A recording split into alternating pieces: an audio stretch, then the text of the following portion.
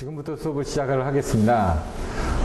오늘 6월이다 보니까 날씨도 많이 덥고, 그 다음에 연휴다 보니까 사람들이 조금 많이 빠지다 보니까 여러분들도 지치고, 더더 지치고, 이럴 때일수록 체력 관리에 대한 부분들을 많이 생각을 하셔야지만 됩니다. 그래서 이열치열이라고요. 좀 따뜻한 물 많이 드시고요. 집에서 좀 많이 피곤하실 때는 자고 일어나서 하시는 것도 큰 방법입니다. 왜냐면 지금 보시면 56일이라고 했는데요. 이 시간을 어떻게 쓸 건지를 여러분들이 잘 생각을 하셔야지만 됩니다. 하루에 여러분들한테 공부할 수 있는 시간이 제한되어 있습니다, 항상. 그래서 그걸 최적화해서 해야 되는데, 그러면은 보통 이제 여러분들이 회사 생활 하다 보면 들어와서 공부할 수 있는 시간이 뭐 9시부터 보통 시작을 합니다. 왜냐면 회사 끝나고 나면 6시 좀 넘죠. 집에 들어와서 씻고 밥 먹고 뭐 하다 보면 9시 되거든요. 그럼 9시 뉴스 한번 보고, 그러면 벌써 땡입니다. 뉴스를 보면 안 됩니다, 이제. 여기서 보는 것처럼 도서관을 가든, 저도 옛날에 도서관에 가서 무조건 1시까지 있는다, 2시까지 있는다 했는데, 그렇게 맹목적으로 하는 거는 도움이 안 되고요. 그냥 자기한테 그 1시라는 시간은 자기 몸이 견뎌낼 수 있을 때 그렇게 하는 거고요. 그렇지 않으면은 도서관을 가서 내가 오늘 목표한 양이 있다, 그럼 그 부분을 하는 겁니다. 2문제든 3문제든. 근데 이제 무리는 하면 안 됩니다. 어떠다가 이제 자기가 일이 있어가지고 밤을 새죠. 공부하다 보면 재밌습니다. 막 3시, 4시까지 하다, 6시까지도 공부하다가 자거든요. 그러면 많이 배운 것 같다고 하는데 그 다음날 흐트러져 버립니다. 이게. 그러면은 그거보다 많이 공부한 것 같은데 사실상 그 다음날 공부할 양을 못 해버렸기 때문에 똑같은 겁니다. 차라리 하루하루 조금씩 할 수 있는 것들을 가지고 시간을 쪼개는 겁니다. 그래서 보시면은 여러분들한테 뭐 파일들 나눠드렸죠. 평상시 때 지하철로 출퇴근하시면서라도 간단하게 보고 뭔가 정리하는 부분. 예를 들어 뭐 밥 먹으면서도 그날 외울 문제를 가지고 키워드를 가지고 키워드 속에서 생각하는 훈련을 한다든가, 화장실 가서 한다든가, 예를 들어 집에도 화장실에다 하나 붙여놓는 겁니다. 포스트잇으로 오늘 배워야 될 그 키워드만 딱. 그렇게 하기 위한 방법의 하나로서 이제 저희가 자꾸 얘기하는 게 이제 스터디반을 자꾸 얘기하는 거죠. 지금 뭐 여러분들도 얘기하고 저도 얘기하는 게, 연구반 아무리 해봐야 필요 없고 스터디반으로 해서 거기 스터디반에서 진도를 빼는 게 낫습니다. 왜? 될성 싶은 사람들을 빨리 빼주는 겁니다. 이렇게 해야지. 그러면 이제 나머지 사람도 그 사람들 쫓아오게 돼 있습니다. 앞 사람이 이렇게 가죠. 그러니까 예를 들어 페이스메이커라고 하죠. 마라톤 뛸 때 앞에서 뛰는 사람이 있으면 그 사람 보고 쫓아가는 겁니다. 그런 페이스메이커를 여러 사람을 만들어줘야지만 됩니다, 지금. 근데 그런 페이스메이커가 없으니까 지금 보면은, 나름대로 힘들어 하는 거죠. 내가 공부를 하려고 하는데 어떻게 해야 될지도 모르겠고. 누군가 뛰죠? 옆에서 뜁니다. 제가 우리한테 이런 얘기를 했습니다. 맨날 놀고 그러길래. 좀 남자인데 공부에 관심이 없고 좀 그러다 보니까, 여자애는 좀 공부에 관심이 많아 욕심이 있어가지고 하더라고요. 4학년밖에 안 됐는데도. 근데 남자는 이제 중학생이나 됐는데도 과외시키고 해도 안 해가지고. 근데 어쩔 수가 없습니다. 제가 아무리 얘기해봐야, 저도 그랬으니까. 저도 옛날에 공부 안 했거든요. 나중에 돼서 정신 차리고 나서 이제 보면 군대 갔다 와가지고 학점 나빠지니까 막 열심히 해가지고 공부한다고 하는 것처럼 그 시기가 있거든요. 마찬가지로 옆에서 자꾸 얘기해주는데 뭐냐. 지금 걷지 않으면 나중에 뛰어야 된다. 지금 조금이라도 걸어야 된다. 그러면 어떤 건가? 누군가 옆에서 걷는 사람이 있어야지 같이 걷거든요. 근데 맨날 앉아만 있으니까 안 되는 것처럼, 그런 부분을 만들기 위해서도 자꾸 얘기하는 게, 요 다음에 수업 부분은 뭐 스터디반 쪽으로 조금 더, 연구반에서 스터디반 쪽으로 돌리는 것들도, 그런 것들을 여러분들이 제시를 해주십시오. 강사님한테 이렇게 해주십시오. 그러면 제가 그걸 맞춰서 해드릴 테니까. 그러니까 저 혼자 일방적으로 하겠다는 얘기가 아닙니다. 항상 여러분들하고 호흡해가면서 조금씩 바꿔가면서, 강의 패턴도 계속 바꾸거든요. 저도 바꾸려고 조금씩은 노력을 합니다. 왜? 새로운 것도 갖다 껴보고. 왜냐면 하다 보니까 내가 이런 게 좀 부족했구나. 여러분들이 또 좋은 자료를 주면은 그 다음에는 뭐 조금씩 연계해서 가기도 하고, 이런 것들을 만들어 갈 테니까 여러분들도 보시고 거기에 대해서는 자꾸 얘기를 해주시면은, 저도 부족하지만 여러분들의 의견을 수렴하다 보면 좀 더 좋은 의견이 나올 거라고 생각을 합니다. 이제 전 시간에 했던 거에 이어서 진행을 할 겁니다. 이번 시간에 보시면 주파수 특성 용소가 있습니다. 이거 옛날에는 없던 문제인데요. 이 문제도 참 괜찮은 문제입니다. 이것도 6장에 나와 있는, 5장이, 죄송합니다. 5장입니다. 5장.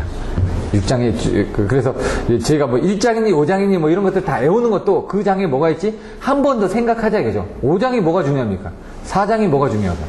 하지만 4장 전력주로 계산 나오는 순간 4장에 뭐가 있었지, 이렇게 뭔가 나올 수 있게끔. 아까도 뭐 5-7인지 9-7인지 헷갈리지만 그 몇 다시 7이라는 것까지 외우려면, 아, 그쯤에 있었는데 왜, 요쯤에 있었다 이거죠, 그쯤에. 그런 식으로. 그러면 이제 전체적으로 흐름을 자꾸 그 틀렸다 그러면 그다음부터, 아, 한 번씩 더 생각을 하게 됩니다. 책을 한 번 더 보게 되고, 이게 여기 있었나? 저기 있었나? 아, 여기도 있었고, 저기도 있었다고 하는데. 그래서 이제 책을 나중에 그 기본서를 싹 보고, 어디에 뭐가 있는지. 하루에 한 권 봅니다. 송배전공학. 그나마 다행인 거는, 발성배전공학은, 이 기본서 책이 있죠. 성배전공학, 전력계통공학, 요 안에 거의 다 시험 문제가 나옵니다. 그러고 나서 연구반 교재 정도만 보면은 그 안에 나옵니다. 뜬금없이 막 안 나온다는 얘기죠. 지금 건축전기 보셨죠? 건축전기 보다가 갑자기 발성배전 문제 툭툭 튀어나오지 않습니까? 저희는 그런 거는 좀 덜 합니다. 대신 이제 계산 문제가 제외됐을 때는 그 안에서 다 나옵니다. 관연도 문제에서 다 나오고. 그래서 여러분들한테 가장 부탁드리고 싶은 거는 관연도 문제 좀 들고 다니면서 문제다 좀 생각을 많이 하다 보면 그게 합격의 지름길이다. 왜? 관연도 문제에서 똑같이 나오니까. 똑같이 나온다는 건 똑같이 쓸 수만 있으면 되는데 문제를 보고 뭔가 답을 쓰려고 계속 노력하다 보면은 거기서 뭔가 생각이 나게 됩니다. 제가 이제 전기안전기술사 그 교재를 받아가지고 한번 봤거든요. 봤는데 이제 그 맵차분을 봤습니다. 근데 이제 그것도 딱 보다 보니까 뭔가 이게 좀 보이기 시작하더라고요. 처음에는 이게 무슨 얘기인지 몰랐는데 목차분 보다 보면 이건 이런 흐름이구나. 이제 조금씩 보이더라고요. 처음에 제가 한 번 봤거든요. 한 번 싹 훑어서. 그러니까 자세히는 안 보고요. 목차분만 한번 보면서 딱 보고 나서 보니까 처음엔 잘 이해가 안 됐습니다. 근데 이제 그거하고 다른 유형의 거를 또 그 문제 만든 걸 또 한 번 보니까 이제 두 개를 보니까 이제 조금 비교가 되기 시작하더라고요. 마찬가지입니다. 발성배전기술사도 계속 보다 보면 지금 기본서는 제가 기본서 하면서 여러분들한테 보여드리는 가장 큰 이유가 뭐냐면은 다른 답안지를 보여줘요. 연구반 교재를 가지고 한번 싹 보여줍니다. 요런 흐름으로 답안지가 나온다 하고 나서 기본반 가서 보면 그런 흐름이 나오는 요런 중요한 것만 몇 개 보십시오. 나머지는 버리십시오라고 얘기합니다. 결론은 뭐냐? 답안지니까. 여러분들이 답안지를 쓸 수 있어야 되는데 그 답안지만 보고 나선 처음에 어떻게 나오는지 이해가 안 되니까 기본서 안에서 이렇게 배정이 돼서 이런 것들이 답안지에 이렇게 녹아서 들어가 있는 겁니다. 이런 형태를 여러분들이 보고 작수작고 익숙해지다 보면 나중에 기본서는 그냥 여러 번 보게 되거든요. 그러다 보면은 그 기본서의 내용이 그대로 답안지에 들어가게 됩니다.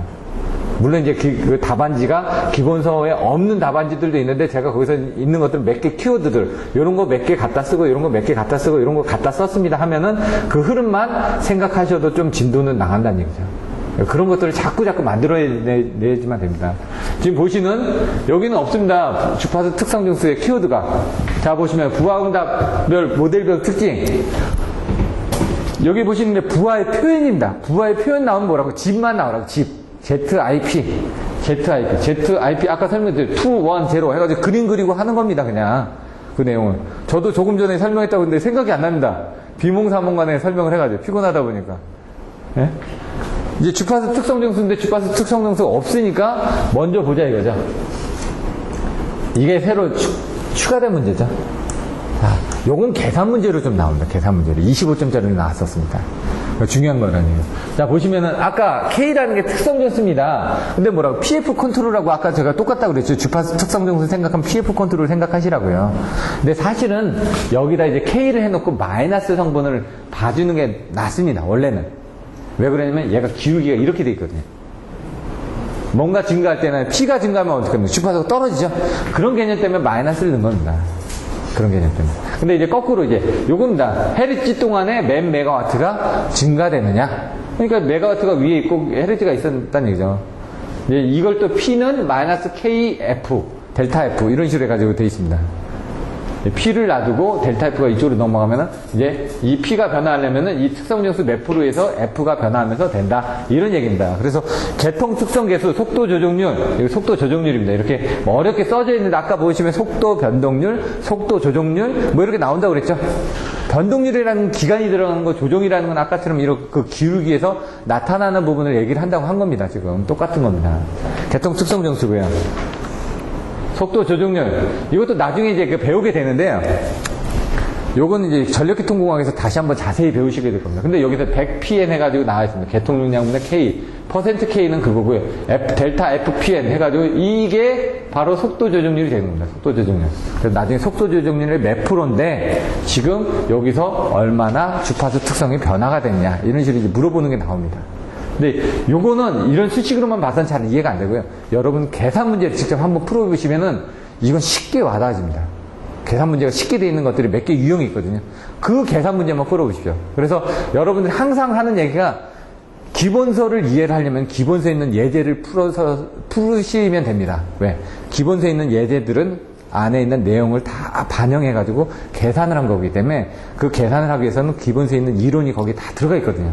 그래서 이런 것들은 나중에 보시면서 오늘은 그냥 좀 넘어가겠습니다. 어차피 나중에 그 계산 문제를 한번 하게 될 때, 왜냐면은 그때 200문제 할 때 이 내용들이 또 나옵니다. 그리고 기본서 가서도 또 나오고요. 지금 설명해도 잊어버리기 때문에 발전력의 주파수 특성. 부하가 증가하게 되면 발전수 회전수가 저하된다. 왜? 짐을 많이 실어 쓰니까 어떻게 합니까? 사람이 힘들지 않습니까? 그 힘이 더뎌진다는 얘기죠. 그러면 어떻게 합니까? 조속기가 다시 힘내라고 하죠. 그러면 조속기가 다시 들어가서 발전기 회전수를 늘리다 보면 출력을 증가해가지고 주파수는 일정하게 되는 겁니다. 그래서 그 부분을 이제 발전력의 주파수 특성을 하게 되면은 이렇게 됩니다. 사실 이렇게 떨어졌다. 그럼 어떻게 됩니까? 여기서 주파수를 일정하게 하기 위해서는 여기로 가야 되는데 얘가 떨어졌으니까 이쪽으로 떨어졌을 거 아닙니까? 그럼 얘가 다시 이 부분에 맞춰가지고 떨어졌다가 올라가는 겁니다. 그래서 요 곡선으로 맞춰지는 거죠. 이 곡선으로. 요 곡선으로 주파수를. 그러니까 얘가 속도 조정률 똑같은데 여기 뭡니까? 이게 P죠. P가 늘어났으면은 여기 주파수가 떨어진다. 우리는 주파수를 유지해야 된다고. 이 주파수를. 유지를 하려면 어떻게 합니까? 이 P를 올려줘야죠. 이만큼. 지금 부하가 많이 늘어나가지고 얘가 주파수가 떨어진 거 아닙니까? 그럼 뭡니까? 다시 부하를 늘려가지고 주파수를 올려주는 겁니다. 왜? 그 부족한, 여기 이 얘기가 그겁니다. 지금 발전기의 출력을 증가해서, 요게 P 아닙니까? 출력을 증가해서 이만큼 더 세게 해주면은 주파수를 올려줄 수 있다. 이런 내용으로 보실 수도 있다는 얘기죠. 그림으로 보시면 쉬운데, 이런 얘기로 하게 되면 어려워지는 거죠. 그게, 아까 얘기한 것처럼 이게 뭐라고요? 아까 P는 마이너스 KF라고 그랬죠? K는 아까 PF였죠? 원래 수식이, 여기 보시면 아까 K는 특성 정수는, 여기 보시면은 뭐라고요? 이게 P고, 이게 F고, 여기 뭐라고요? 메가와트 퍼 헤르츠야라고요. 이게 메가와트고 이게 헤르츠니까. 근데 얘를, 이걸 놔두고 이걸 제가 이쪽으로 뺀다 그랬죠? 이겁니다. 근데 제가 이 마이너스를 넣은 건 왜 그렇다고요? 이게 감소되기 때문에 그렇다고요. 그래서 아까 그 부분은 그냥 그런 부분이었고, 나중에 계산하실 때는 여기다 마이너스를 넣어가지고 계산을 해주셔야지만 계산이 맞습니다. 그래야지 이론적으로. 왜? 감소되는 부분을 반영을 해주셔야 되거든요. 요거를 좀 조심하셔야지만 됩니다. 수식에서는 그렇다고 하더라도 계산식에서는 나중에 마이너스로 아예 생각하십시오. P는 마이너스 KF 이렇게 생각하시는 게 델타 F 이렇게 생각하시는 게 훨씬 더 좋습니다. 아까 100 나누기 뭐 이런 수식들도 있는데 그런 것들은 어렵진 않습니다. 근데 외워두셔야 되는 게 있습니다. 몇 개 수식이 계산할 때 한 두세 개 정도. 여기 지금 아까 이제 K는 델타 F분의 100pm, 요거 이 부분, 메가헤르츠, 헤르츠프에서, 요게 이제 델타 F분의 100이 늘어난 겁니다. 아까 뭐였죠? K는 F분의 P였죠? F분의 P인데 여기 델타가 들어갔고 100이 들어간 겁니다, 그냥. 요런 것들이 이제 추가된 것들이 있는데, 나중에 계산을 해보시면 되고요. 요게 기울기가 이렇게 돼 있다는 건, 요게 지금 주파수가 작죠? 근데 주파수가 작은데 뭡니까? 얘는 부하를 분담을 많이 해야 되죠? 그럼 뭡니까? 이 기울기가 낮은 거죠. 이게 바로 속도 조정률이 낮다는 얘기는 뭔가 분담을 많이 해줘야 된다는 얘기죠. 속도는 조정을 적게 합니다. 속도 조정률은. 예? 속도 조정률. 여기 부분에 대해서는. 하지만 요거는 많다는 얘기죠. 기울기가 반대로 이렇게 급격해지면 P는 작죠. 하지만 얘는 크죠. 그러니까 부하가 많이 변동하더라도 나는 요만큼밖에 공급을 못 해줍니다. 힘이 작으니까. 그런 것들은 화력기, 이런 거는 수력기. 그래서 속도 조정률이 낮습니다. 수력이 한 얼마가 되냐면 뭐 4에서 6%, 그 다음에 화력이 6에서 8%, 그러면은 원자력은 8에서 뭐 10% 이런 식으로 올라갑니다. 이렇게 거꾸로. 그래서 나중에 그런 것들도 이 옆에다 뭐 속도 조정률 이런 겁니다 해가지고 나중에 조금 더 써준다든가 그런 내용들을 해주시면 되죠. 아까는 발전기의 주파수 특성이었습니다. 근데 제가 그림을 그릴 때 아까 뭐였죠? 얘가 이렇게 되고 얘가 이렇게 올라간다고 그랬죠? 요게 뭡니까? 이게 부하의 주파수 특성입니다. 얘는 발전기 주파수 특성이고, 왜? 발전기하고 부하하고 만나가지고 요 지점을 유지를 하고 있는데, 예? 내가 요 지점을 유지를 하고 있었습니다. 주파수를. 아까 보여준 발전기하고 부하가 만나서 요 지점을 주파수를 하고 있었는데, 뭐라고요? 부하가 더 늘어버린 겁니다. 부하가 이만큼. 부하가 늘어서 이쪽으로 내려갔는데 어떻게 한다고요? 그럼 주파수가 떨어졌죠.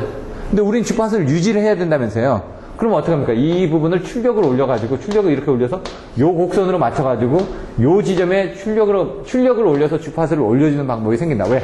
결국은 요 지점이 만나는 지점이 우리가 운전점이 되는데, 그 운전점이 이쪽으로 내려갔다가 어떻게 된다고요? 다시 운전점을 출력을 올려서, 요 지점을 올려주는 이런 역할을 한다. 그 얘기입니다. 근데 그걸 알기 위해서는 먼저, 부하의 주파수 특성을 이제 보셔야 된다는 얘기예요. 부하의 주파수 특성은 어떻게 됐습니까? 얘는 이렇게 돼 있는데, 여기는 또 마이너스가 또 돼 있네, 이렇게. 요거 P가 증가하는데 이건 이제 떨어졌을 때는 이렇게 된다는 개념으로 이렇게 쓴 겁니다. 그냥 또 떨어졌을 때는 떨어진다. 근데 여기 올라갈 때는 올라가죠.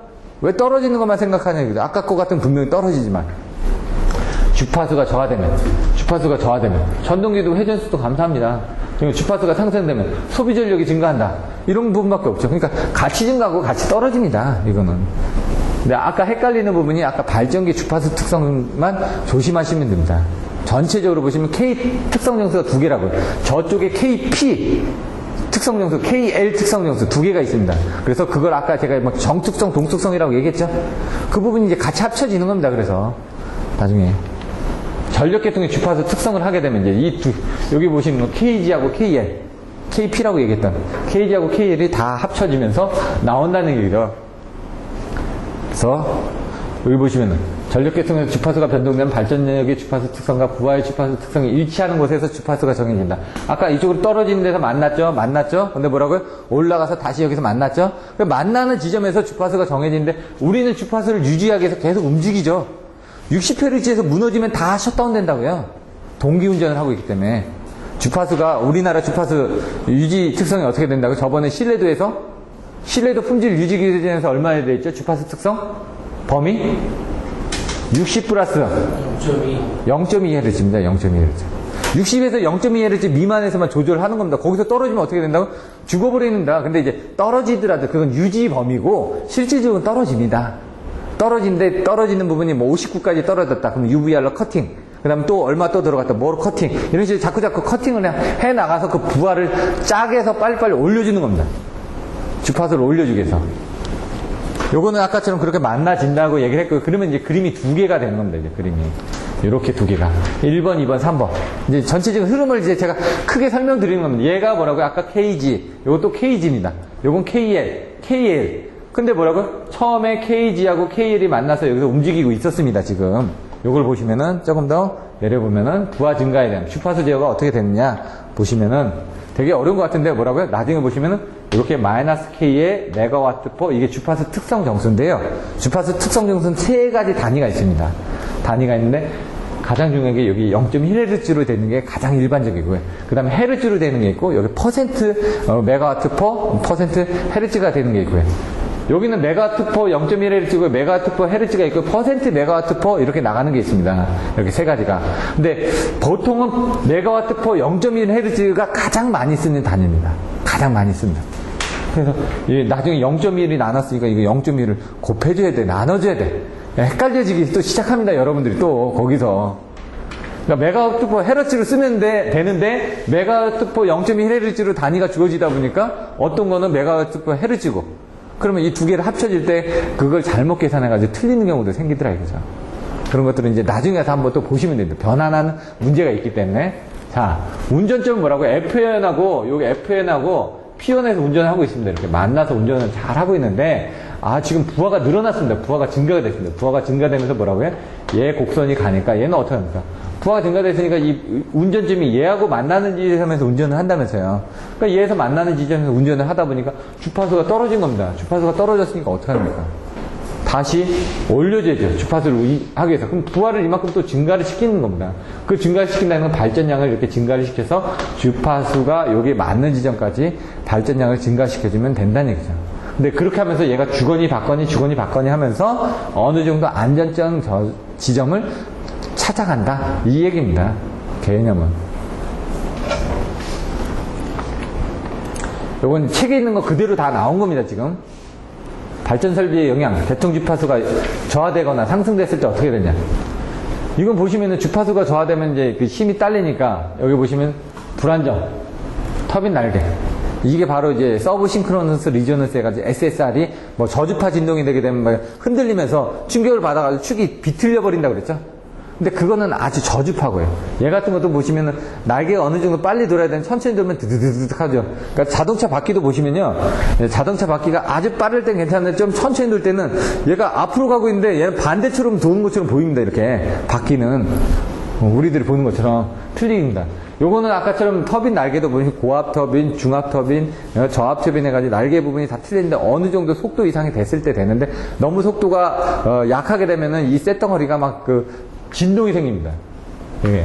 고위 진동 주파수를 가셔서 전격 회전 속도 이하로 터빈이 회전하게 되면 주로 저압 터빈의 종단 날개가, 고압 터빈은 괜찮은데 저압 터빈 같은 경우는 진동 회전수가 저울간이니까 고압은 높은 거고, 그러니까 얘가 떨어졌으니까, 회전수가 떨어졌으니까 이 끝에 부분이 어떻게 되는가, 공진을 해가지고 막 이게 흔들리다 보니, 그러니까 예를 들어 지금 이런 거죠. 자동차 움직일 때 여러분들이 클러치 넣고 딱 넣으면 드드드득 하면서 이렇게 좀 잘 안 맞았을 때는 드드득 하면서 흔들리지 않습니까? 오히려 세게 붙어버리면 휘잉하고 같이 돌아버리니까 상관없습니다. 시동이 꺼져버리거나 하는데 얘가 좀 잘 안 맞았을 때 그 약한 부분에 드드득 하다가 이제 하는 것처럼 얘도 그런 부분이 진동이 증가되다면 축이 깨지면서 그 부분이 날아가는 겁니다. 그냥 피로가 증가하면서. 그래서 주파수가 상승하면 또 여기 보시면 한계는 0.5Hz 정도로 올라간다. 공익 주파수. 근데 여기서 보시면은 화력발전소에서의 그런 부분이 뭐가 문제냐면 공진이 일어나는 부분이 있습니다. 이렇게 보시면 전격 주파수가 여기 있죠? 그럼 얘가 진행을 하면서 요 공진점이 있습니다. 무구속 속도가 밑에 있다는 얘기죠. 화력발전소. 그러니까 여기를 지나갈 때는요, 얘가 여기까지 천천히 가다 여기 지나갈 때 빨리 지나가 버립니다. 그 부분을 지나가려고. 근데 수력발전소는 여기 전격 속도가 있으면 무구속 속도가 위에 있습니다. 그러니까 얘는 죽었다 깨어나다 안 올라가죠. 물론 올라갈 수는 있는데 여기까지 올라가기 전에 먼저 차단이 되죠. 그러니까 얘는 안전하게 넣었다 뺐다 할 수가 있습니다. 얘 속도를 막 조정할 수 있는 부분이. 근데 얘는 속도를 조정하다가 이런 진동폭 부분, 여기 나와 있는 것처럼 그런 진동폭을 만나게 되면 뭔가 공진이 있어가지고 문제가 생기기 때문에 선택의 폭이 약하다는 얘기예요. 그리고 화력발전 같은 경우는 횡축이기 때문에 이렇게 깁니다. 그러니까 힘이 약합니다. 수력발전은 종축입니다. 이렇게 큽니다. 어느 정도 크냐면요. 얘 같은 경우는 그냥 요 정도 두께로 된 거 그냥 길게 여기서 요 끝에밖에 안 됩니다. 한 5m? 물론 이제 발전 용량에 따라서 틀리지만 한 5m 정도 되고 축은 한 요 정도 크기밖에 안 됩니다. 요 정도 크기. 사람이 이렇게 하면 안을 수 있는 정도. 그런 게 화력발전소에 들어가 있습니다. 예, 물론 이제 50MW짜리 말고요. 일반적으로 우리들이 이제 보시는 복합발전, 민자발전 같은 데 들어가는 20MW짜리 이런 것들은 그 정도입니다. 근데 그 용량으로 가서 수력을 가시면요, 이 방만한 축이 있습니다. 종축이.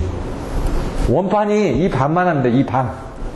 그걸 눌러주니까 얘는 튼튼한 거죠. 양수 같은 건 좀 작습니다. 양수는. 겉에서 보는 건 작은데 밑에 들어있는 건 큽니다. 겉에서 보는 거는 책상 하나, 둘, 세 줄 정도? 네 줄 정도의 크기의 원판 정도밖에 안 됩니다. 그 정도. 요 간격 떨어지는 부분까지. 이것만 보는 게 아니라 의자까지 간격을 해서 한 4개 정도, 그런 3, 4개 정도의 크기의 원판 정도밖에 위에서는 안 보이거든요. 근데 밑에서는 이제 조금 더 크죠. 위에서 보이는 부분이 그렇다는 얘기고.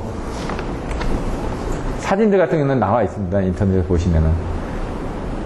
PF 컨트롤인데, 이제, 주파수 특성 정수는 전력계통의 5장 가서 보시면은 많이 배우실 거고, 이 PF 컨트롤은 바로, 5장 부분에 같이 또 있습니다. PF 컨트롤 하면서. 주파수 유효전력 특성에서 주파수 특성 정수가 먼저 나오고 난 다음에, 그 다음에 얘가 나오는 겁니다. 같이. 자, 그러면 보면은 PF 컨트롤을 먼저 볼까요? 품질 유지. PF 컨트롤 나오면 뭐라고 제가 아까 AFC 나온다고 했죠. AFC, ELD, AGC. AFC 보시면 주파수 제어 목적 0. 여긴 1이라고 있죠. 주파수 신뢰도 기준에서는 0.2까지 되어 있습니다. 뭐라고요? AFC가 나오면 재전조전이 나와야 된다고. 재전조전, 그 다음에 부조작용. 나중에 보시면 부조작용이 나옵니다. 여기. 운영 자체. 그 다음 주파수 변동원인과 부하 변동 특성이 아까 얘기했던 바로 이 주파수 특성 정수입니다. 여기요. 주파수 특성 정수 하면 델타 F는 K분의 1에 이렇게 나오죠. 여기 델타 F는 마이너스 K 1분의 G-L이 나오고 부하 변동 측정 방법. 제어 방식. AFC입니다. 요거는. PF 컨트롤이라는 건 AFC를 물어보는 겁니다. 그냥. 아까 주파수 특성 정수는 뭡니까? PF 컨트롤을 정확하게 의미하는 건 아니고요. 주파수 특성 정수는 KG, KL을 물어보는 겁니다. 발전기의 주파수 특성, 부하의 주파수 특성, 그 두 가지를 합한 게 특성 정수라고 얘기를 합니다. 특성 정수는 정특성 플러스 동특성이라고요. 그 특성 정수가 KG고 KL이 되는데 그걸 물어본 겁니다. 그래서 그걸 이용을 해서 계산을 하는 문제가 나옵니다. 주파수 특성 정수를. 그리고 얘는 그냥 AFC만 물어보는 겁니다. PF 컨트롤, AFC. 그래서 계산 문제가 안 나오고, 여기 보시면 부하 변동이 시간에 따라서 얘기한다고 그랬죠. 그게 이제 부조작용입니다. 부조작용. 여기는 부조작용에서 제어 방식이 이렇게 나온다고 그랬죠. 주연바. 뭐였죠? 주는 정주파수 제어 방식. 연은 정연락선 제어 방식. 그 바는 연락선 전력 바이어스 제어 방식. 왜냐하면 애우실 때 이게 이겁니다. FFC, FTC, TBC가 이게 주연바라고요. 주연바라고요. 어려운 게 썼는데 뭐라고요? 주연바. 주. 앞에다 정자 붙입니다. 여기도 정자를 붙입니다. 정주파수 제어 방식. 정주파수니까 플랫, 프리퀀시, 컨트롤, FFC고요. 정, F, 뭐라고요? 연락선, 타입, FT, C 이게 되는 거고요. 그 다음 뭐라고요? 요 연락선이 앞으로 무조건 가라고요. 여기 정정했으니까 주연 바 했으면 연락선이 앞으로 해서 연락선 전력 바이어스 제어 방식. 연락선 전력 바이어스니까 타입, 바이어스니까 B, 그 다음에 C, TBC라고 이렇게 외워주는 방법이 주연바만 외워주시면 된다고요. 그래서 AFC 나왔을 때는 뭐라고요? 재전조전, 부조작용, 주연바 이거만 아시면 이거 쭉 다 쓴다고요. 다 그림 그거밖에 없습니다. 그렇게 하면 다 씁니다. AFC는 몇 글자 되지도 않습니다. QV 때 또 다른 글자 또 나오고요. 그걸 이제 보고 여러분들이 쫓아서 하실 겁니다. 자, 그럼 한번 볼까요? 근데 이제 헷갈려지는 게 AFC가 있고 ELD가 있고 AGC가 있는데 이 제어 방식이 막 헷갈려지기 시작한다는 얘기죠. ELD의 제어 방식이 뭐였지? 그 다음에 AGC의 제어 방식이 뭐였지? 이게 정확하게 머릿속에 안 넣어놓고 있으니까. 그러니까 AFC가 뭔지 딱 넣어놓고요. ELD가 뭔지 딱 넣어놓고 AGC가 뭔지 딱 분류를 해놓으셔야지만 됩니다. 전력계통에서는 그 세 개가 조금 헷갈리는 경우가 있습니다. 제어 방식 때문에. 자, 품질 유지 하는데 뭐라고 처음에 나와야 되는 게 무조건 재전조전이라고. 재전조전인데 목적은 뭐하냐? PF 컨트롤이니까 PF 주파수입니다. 주파수의 품질이라든가 경제성을 유지하기 위해서 재전조전 여기 나왔죠. 재전조전 나중에 이 전력계통 부분이 많이 나옵니다. 예? 나중에 나오실 때 전력계통을 어디다 두느냐에 따라서 막 틀려진다고 제가 말씀드렸습니다. 재전조전 제어장치가 뭐냐 이거죠. 제어방식 뭐라고요? TBC, FFC, FTC 또 나오죠. 이 뒤에 가서 또 제어방식 또 나온다고요. 그래서 뭡니까? 동작 방식은 PID입니다. 이게 PID 동작을 시키겠다. P 이 I가 미분이죠. I가 적분이고 D가 미분이고 P가 비례고요. 헷갈리는데 자꾸 이건 인테그랄, 이게 다이버시티, 이게 적분이고 이게 미분이고요. 이게 비례입니다. 영어로 또 쓰면 헷갈리니까 나중에 이 PID 제어에 대해서 설명하시라고도 옛날에 10점짜리 한번 나왔었습니다. 여기서. 이거 딱 보시면 재전조전만 알면 그림 쓰고 그럼 제어장치가 뭐가 있냐 이거죠. 제어장치가 뭐가 있고 전송기에서는 뭘 전송하고 자분들이 들어왔을 때 부하 변동에 따라서 전력계통에서 출력을 내보내서 기본값에서 올라갔다 내려갔다 하는 부분에 대해서 간단한 얘기죠. 이건 많이 보시다 보면 그냥 써지게 됩니다. AFC 목적 주파수 제어 부분이 있는데 뭡니까? 계통 운영 가치가고 수용 가치가고 AFC가 뭐냐면 A, 오토, F, 프리퀀시, 컨트롤 주파수를 제어한다면서요. 근데 아까 주파수가 어떻게 되었죠? 올라갔다 내려갔다 하면서 막 올라갔다 내려갔다 했죠. 그럼 뭡니까? 계통 운영자 측에서는 어떤 의미로 AFC를 하느냐, 우리 수용가 측에서는 어떤 의미로 AFC를 하느냐. 아까 KG하고 KL 그 부분을 갖다가 여기다 쓰는 겁니다, 지금. 자세히 보시면은. 그러니까 KG 쪽에서는, 계통 운영자 측에서는 뭔가 떨어졌습니다. 떨어졌으니까 어떻게 합니까? 올려줘야 되겠죠. 안정하고 공급 신뢰도가 향상되고 속도 조정 용이하기 위해서 이렇게 한다는 얘기죠. 근데 부하 측에서는 뭔가 부하가 막 떨리니까 부하의 증가에 대해서 맞춰주는 그런 내용이 나올 겁니다. 부하 쪽에서는. 보시면 부하 측에 대한 품질이 떨어진다든가 아니면 정밀도를 유지해야 된다든가 이런 쪽으로. 저기서는 뭡니까? 주파수를 유지하고 안정된 전원을 공급해주는 그런 내용이 나왔고, 여기는 안정된 전원을 공급받아서 물건을 생산하는 측면에서 답변을 한다는 얘기죠. 그 측면에서 이 주파수가 유지가 돼야 된다. 주파수가 틀려지면 어떻게 합니까? 기기들이 제대로 안 감겨지면 품질에 문제가 되겠죠. 그런 내용들이 나오고, 정밀도가 문제가 생기겠죠. 100번 감아야 되는데 한 101번 감긴다든가. 품질, 정밀도 뭐 이런 부분이고요. 주파수 변동 원인 해가지고 나오는데, 요거는 조금 어렵습니다. DT 자성 대 D 자성 세타 해가지고. 근데 여러분들 이 수식을 어디서 배웠죠? 어디서 많이 보던 수식인데? 예? 발전기의 회전체 운동 방정식입니다. 들어오고 나간 합은 같다. 그럼 뭡니까? 이게 각속도죠? 각속도 DT 자성 대 D 자성 세타는 M분의 오메가 PI. 이 PI는 뭡니까? 기계적인 입력이고, P아웃이 정기적인 출력입니다. 그 사이에서 나타나는 부분이다. 이렇게 냈고요. 부하 LF로 해가지고 하게 되면 요 부분만큼 해가지고 감쇄가 되더라. 여기 아까 보시면 이렇게 감쇄되는 이런 그 시정수를 얘기하는 겁니다. 이게 뭔가 주파수가, 요거는 그림을 보셔야 되는데, 요 수식은 주파수가 갑자기 떨어졌을 때 뚝 떨어지는 게 아니라, 주파수가 떨어지면 이렇게 뭐 올라가다 주파수가 떨어질 때 이런 식으로 감쇄해서 떨어진다. 이 감쇄하는 요 그래프가 1-2의 요 시간 정수별로 이렇게 감쇄해서 떨어진다는 얘기입니다. 이렇게 지금 주파수는 그 그림을 그냥 되게 어려운 수식으로 해놓은 겁니다. 원동이 입출력 사이에 불평형이 생기게 하는 거. 아까처럼 뭔가 들어오고 나간 부분, 기계적인 입력이 들어오고 그 다음에 정기적인 출력이 나가는데 뭔가 변화가 생기는 겁니까? 부하 측에 변화가 생기는 겁니다. 부하 측에. 예, 얘는 제대로 공급하고 있는데, 그러니까 이거 부하 측에 변동이 생기는 부분.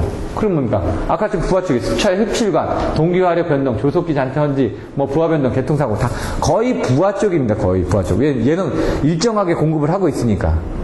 그 부하 변동 쪽에 대한 부분이 많습니다. 그 부하 변동에 대한 것들을 쓰는데, 이런 내용들을 좀 보고 좀 써주셔야죠. 조금 더 생각을 해서. 외워주셔야지만, 부하의 자기제어성으로 간단한 것들은 흡수한다. 조금, 아까 부조작용이 뭐라고요? 부하의 자기제어성, 조속기 제어, 자동주파수 제어, 경제부하 배분. 그래서 부조작용에서 수초, 수십초, 그 다음에 2분, 3분, 뭐 수분, 수십 분, 이렇게 나와있죠.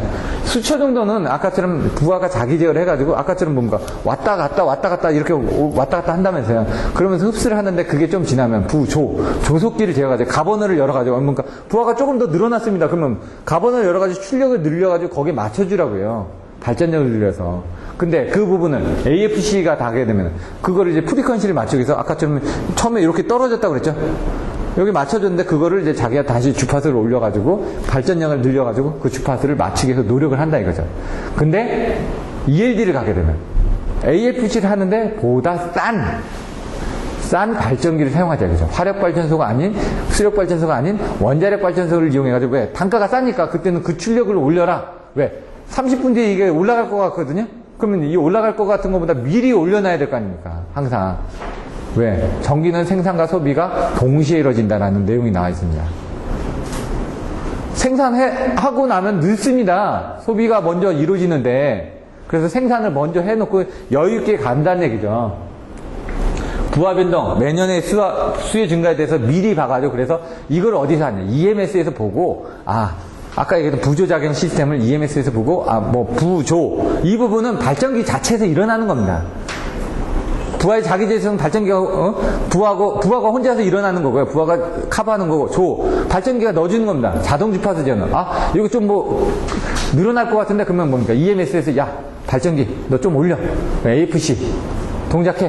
그렇게 해서 올라가기 시작하는 겁니다. AFC는 말 그대로 자기가 자동적으로 뭔가 세팅되어 있는 그 기준 안에서 자동적으로 올라가는 겁니다. 근데 ELD는 그때는 좀 수요를 봐가지고, 이거 봤을 때 좀 더 이거는 비쌀 것 같으니까 요거를 올리자. 어차피 저거 커질 거니까 이거를 올리자 해가지고 바꿔서 이제 단가가 싼 걸로 큰 걸 올려주는 게 ELD 쪽이 되는 거죠. 근데 AGC는 뭐라고요? AFC하고 ELD를 같이 한다고요. 그래서 그걸 직렬 배분, 병렬 배분, 재배분, 병렬 재배분 이런 식으로 어떻게 할 건지 거기서 이제 조금씩 AFC하고 ELD를 조금씩 또 제어를 하는 겁니다. 이렇게. 그거를 이제 EMS에서 한다는 얘기입니다. EMS. 이거는 눈에서 잘 안 보이기 때문에 어렵습니다. 부하 변동을 측정한다. 이거 잘 모르겠습니다. 어떻게 측정하는지. 네? 이렇게 해서 측정을 한다고 합니다. 저도 이 수식만 가지고 모르겠거든요. 근데 이 그림은 부하변동의 제어문답, 아까 재전조전하고 이 부조작용은 무조건 나와야 된다고요. 그 다음에 주연바, 이거 나오면 그 앞뒤로 맥락은 여러분들이 다 쓰실 수 있다고요. 이 위에 수식 안 쓰셔도 됩니다. 저도 모릅니다. 저거 못 씁니다. 그림은 반드시 그려라. 그림을 그리고 수식하고 도표하라. 이게 여러분들한테 맨날 얘기하는 겁니다. 세 개가 있다.